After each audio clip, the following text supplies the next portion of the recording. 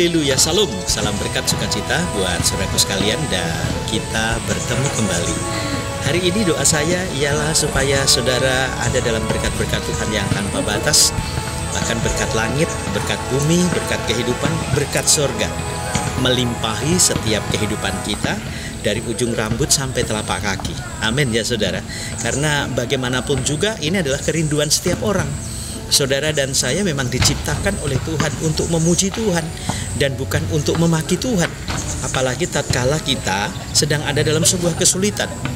Tuhan sebenarnya saudara sudah memaintain kehidupan kita untuk tidak melakukan hal itu. Tetapi dalam kenyataannya manusia lebih menuruti kata dagingnya, sehingga dia tidak mampu menahan perkataan-perkataan kotor, perkataan-perkataan hujat yang kadangkala muncul di tengah sebuah kesulitan. Nah, firman Tuhan mengingatkan saya di dalam Yudas pasal 1 ayat yang ke-15 dikatakan demikian saudara. Mereka itu orang-orang yang menggerutu dan mengeluh tentang nasibnya, hidup menuruti hawa nafsunya, tetapi mulut mereka mengeluarkan perkataan-perkataan yang bukan-bukan, dan mereka menjilat orang mendapatkan keuntungan. Nah, saudaraku sekalian, perhatikan baik-baik. Orang-orang yang model begini sebenarnya dia hanya sekedar menjilat, memuji-muji orang, kemudian dengan tujuan untuk mendapatkan sebuah keuntungan. Mereka membesar-besarkan nama orang agar supaya dia mendapatkan pujian dari orang itu. Tetapi sebenarnya tujuan utama adalah cien fulus duit epengnya. Nah, ini yang berbahaya ya saudara. Nah, kalau ada orang mulai memuji-muji saudara, mengagung-agungkan saudara, pasti itu ada maunya saudara. Nah, hati-hati terhadap orang-orang model seperti itu. Karena memang firman Tuhan sudah memberitahukan kepada kita ada orang-orang penjilat seperti itu.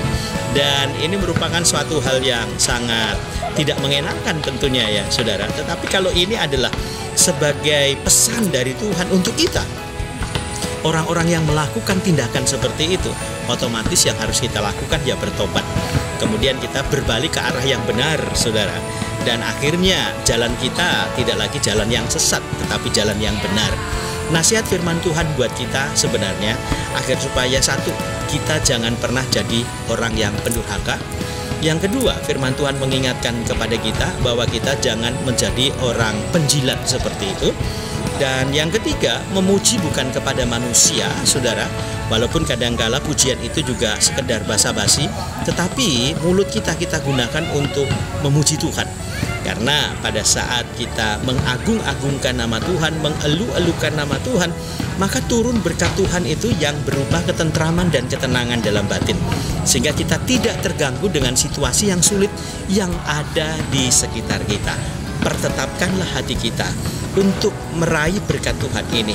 Apakah hati saudara siap atau tidak?